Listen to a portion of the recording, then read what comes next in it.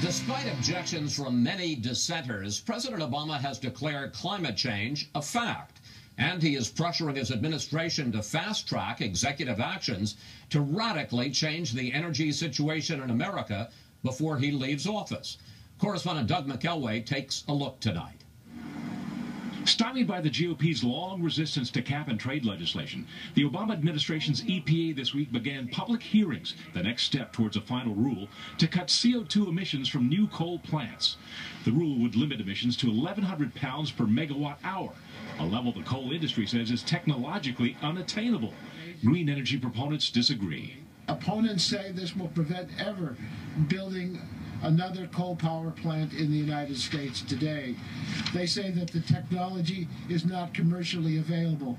These claims are scare tactics. Some supporters of the proposed rule say fracking has unleashed a treasure trove of cleaner natural gas. Its new abundance and low price has put coal at a competitive disadvantage. A welcome development, they say, given the consequences of global warming.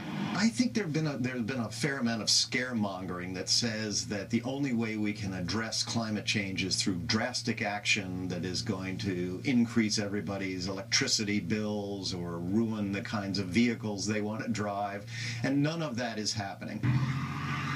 But the coldest winter in recent memory is reminding Americans of the need for fossil fuels. A bitter cold January in the Midwest sent propane to a record high of $4.24 a gallon. Heating oil also hit a record high of $4.18 a gallon. Amidst record cold in the South, where most homes use electricity for heat, the Texas power grid took emergency measures to avoid a blackout. In Europe, years ahead of the U.S. in green energy usage, many governments are reinvesting in fossil fuels as customers protest rising electricity rates. As we see record snow and now entering on the snowiest decade on the East Coast, I think it serves skeptics very well to point out that the predictions that the global warming activists have made have gone belly up.